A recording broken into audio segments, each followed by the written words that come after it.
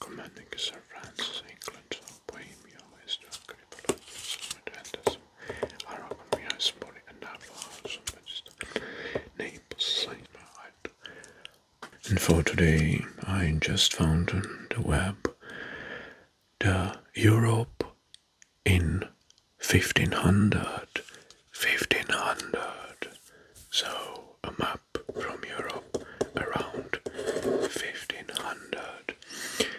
Well, some they say that it's still feudalism, Middle Ages, very late Middle Ages, and some say that is early modern age. Well, the debate can continue. But now let's have a look over the map and analyze each kingdom with its stats and facts from that period of time. So let's start our historical journey through Europe from 1500. And I'm going to start with Western Europe. Well, in Western Europe, let's start with Portugal. Okay. At that time, the ruler was King Manuel the First. Until 1521, the population of Portugal counted as 1.5 million people. Well, very important, Portugal was a leading maritime power, sending Vasco da Gama to India in 1498. So Vasco da Gama to India in 1498. And Portugal was the first European power to establish a trading post in Africa, India, and in 1500 in Brazil. Yes, Portugal. It had the strongest navy and caravels and carracks. Castile and Aragon, precursor of modern Spain. Well, Castile was united with Aragon, and was the precursors of the modern Spain. Ferdinand II of Aragon and Isabella I of Castile, the Catholic monarchs, the people, 7 to 8 million people, as residents in Castile and Aragon. Their united grounds was in 1479, the United Grounds, the Proto-Spain. They completed the Reconquista in 1492 with the last conquest of Granada, and sponsored Christopher Columbus' voyage into the Indies in 1492. Columbus, and he departed from Seville, right, and was the town of the sailing age, or the great discoveries. Navarre. Let's talk about Navarre. Well, the ruler of Navarre was John III. And Albert, Queen Catherine I. John III of Albert and Catherine I. At that time in 1500, population in Navarre was around 200,000 people. The facts was that Navarre were a Pyrenean kingdom, small one, caught between France and later Spain. In 1512, Navarre will be soon absorbed into by Castile.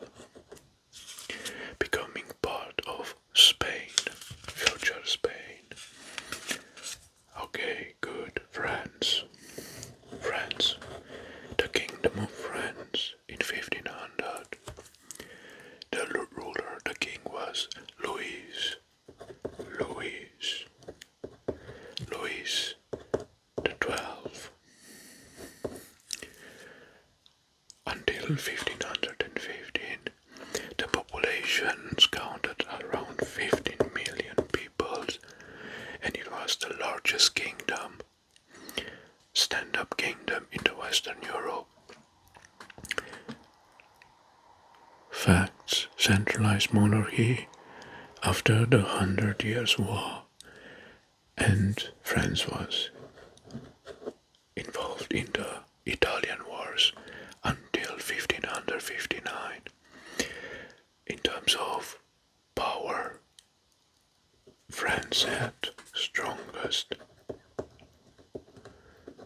army. Strongest army in entire Europe, around 40,000 units. Good. Next, England. England, ruler Henry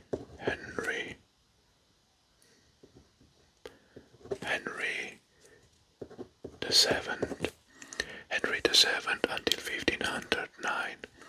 Population around 2.5 million people.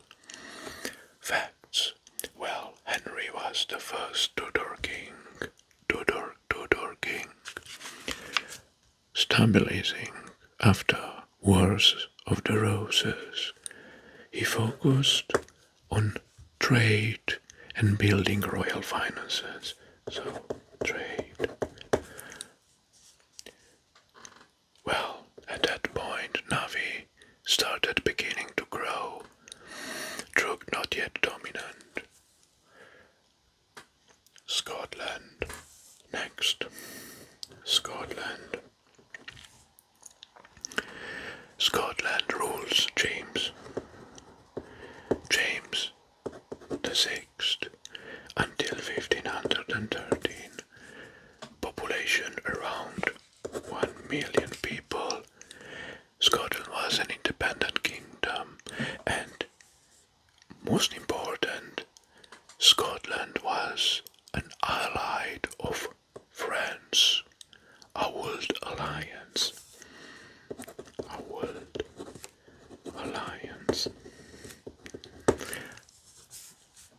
They had strong local nobility, but limited royal power, and they were against the England expansion into the north.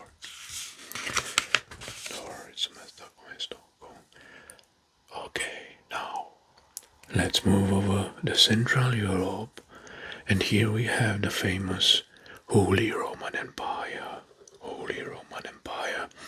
which was very divided in small little kingdoms. The ruler back then was Maximilian the First until 1519. Maximilian.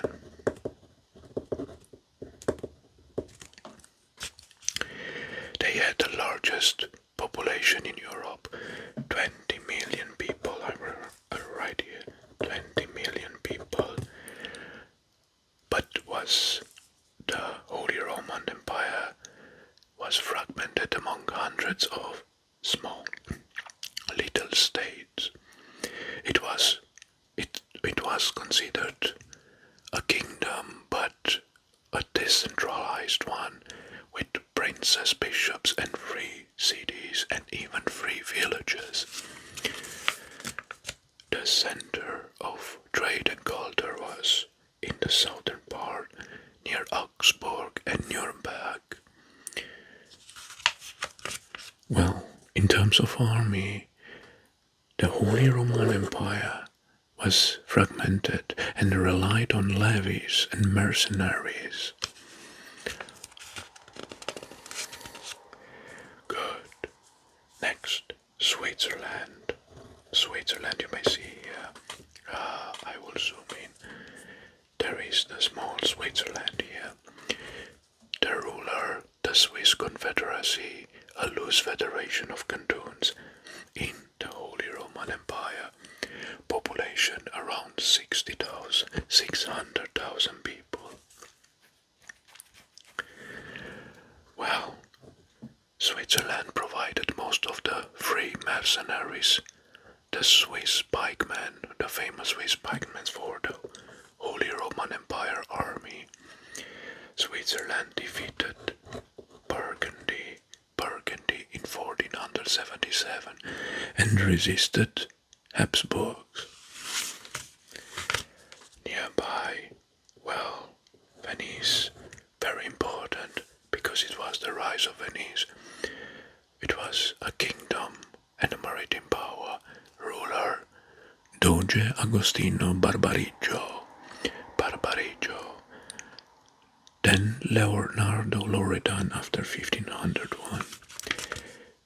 Population, well taken account, population of Venice was 2 million people, but this includes Venice and territories and colonies that Venice ruled.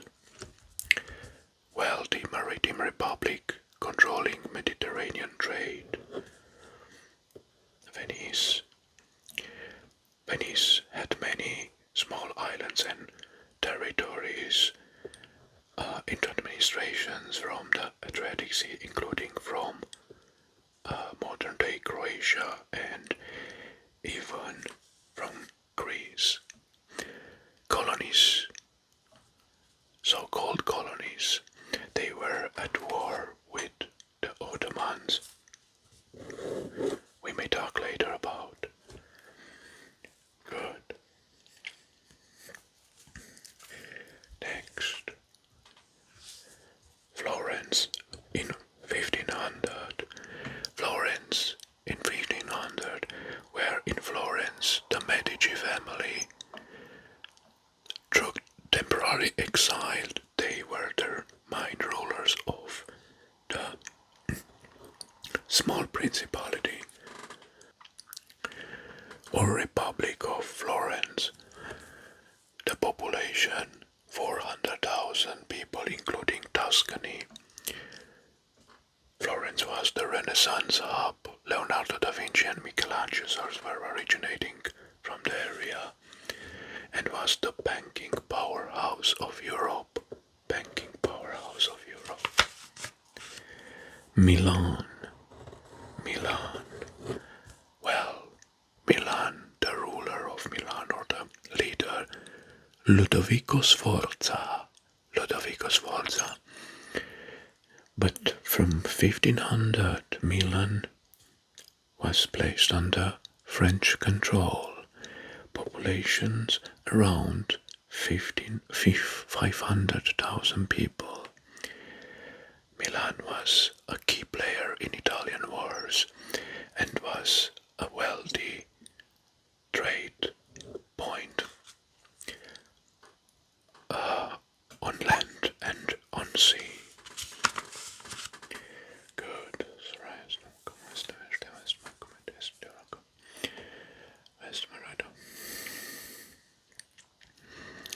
Papal states. Well, Papal states, ruler of the Papal states, the Pope was Pope Alexander the Sixth.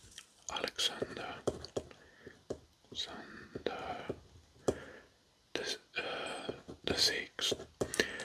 Borgia. Well, the population of Papal states counted around 1 million people. Well, Papal states was the heart of the Catholic Church, but as well played a political and spiritual power in Europe.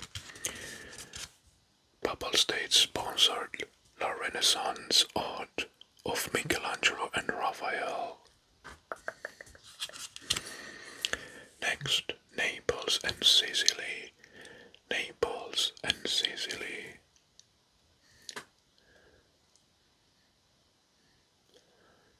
Okay, Naples and Sicily. Naples and Sicily were under Aragonese ground. is a crown. Population around 2 million in Naples and 1 million in Sicily. True fact is that Naples and Sicily were the breadbasket of the entire Italian peninsula because they had agricultural lands and exported mostly grain. And Naples was the battleground of French and Spanish rivalry. Good. So, now let's have a look over Northern Europe. Let's talk about the Kalmar Union. I made a special video for Kalmar Union, so just click on the top right corner if you want to see it. Kalmar Union. The Kalmar Union was a union between Denmark, Norway and Sweden under the King Hans of Denmark. At the beginning, Sweden resisted, but later on joined the union. Population around 3 or 4 million combined in all the three kingdoms. Nominally united, but Sweden was a semi-independent state. It was the Kalmar Union had the strongest navy in the Baltic. So strongest navy in the Baltic. Now let's talk about Poland and Lithuania. Poland and Lithuania. Polish-Lithuanian Commonwealth under the King Alexander Jagiellon.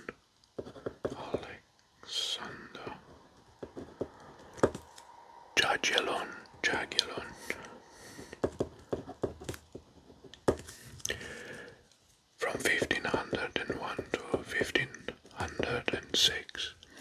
Population 8 million combined between the two kingdoms. The facts: it was a vast territory, largest state in Eastern Europe by land. The union of Poland and Lithuania, the personal union Polish-Lithuanian Commonwealth. They are facing threats from Muscovy, Teutonic Knights, and Tatars. Good, next, Bohemia. Well, Bohemia in 1500. Ruler was Vladislav II. And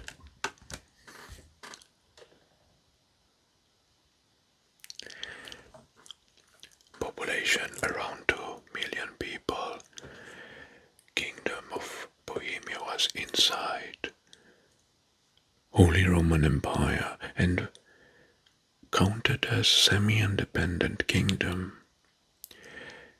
Bohemia had Hussite tradition but still influential. Hungary, the Kingdom of Hungary. The Kingdom of Hungary was under the Vladislav II.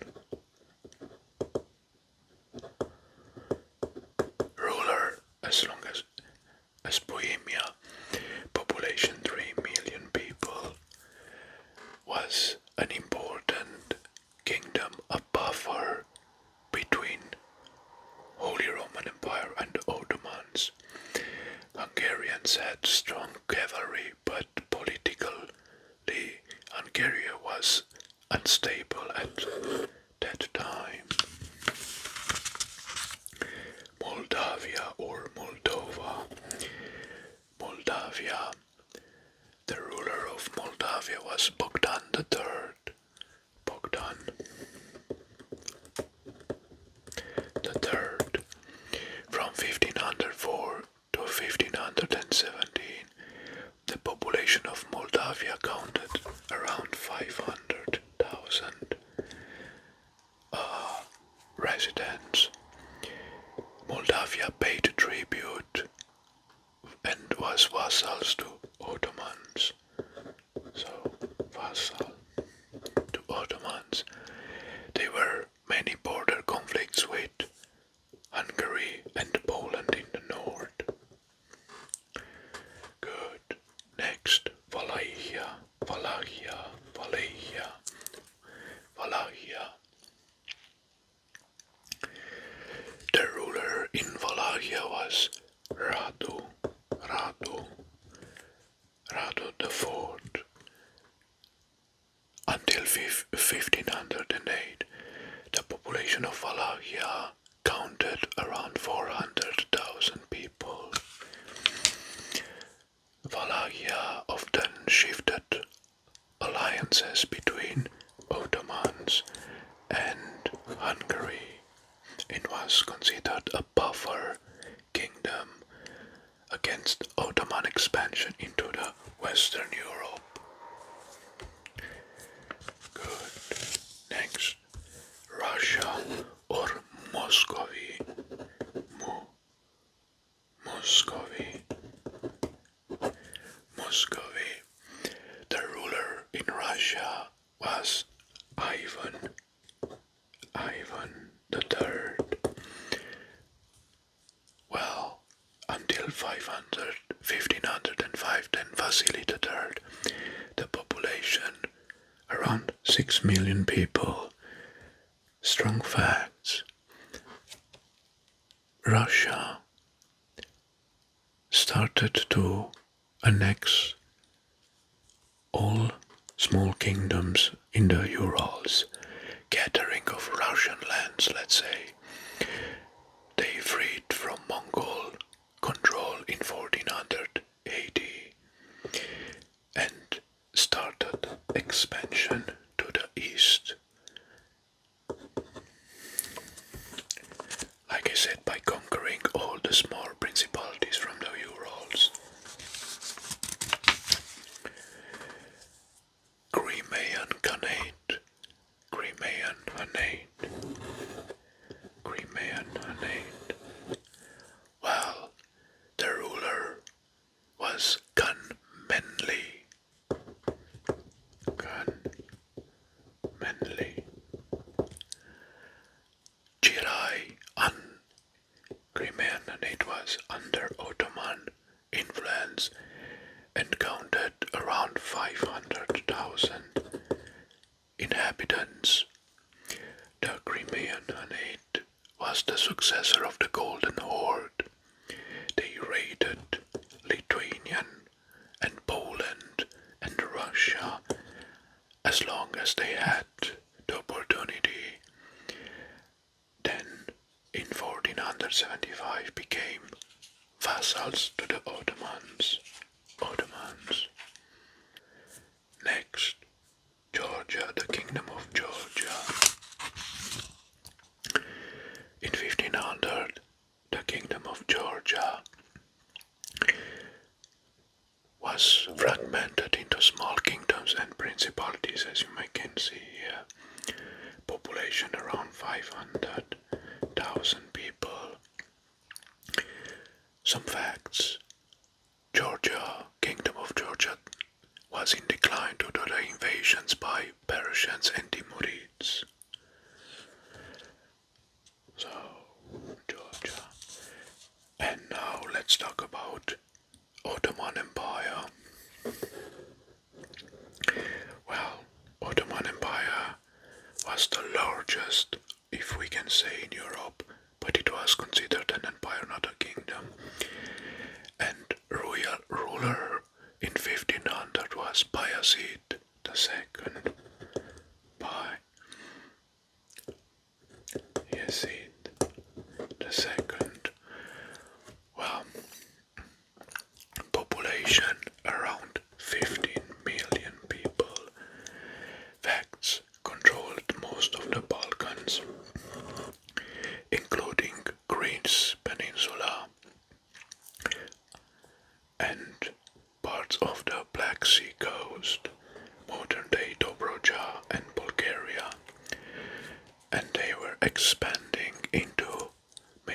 Lithuanian as well.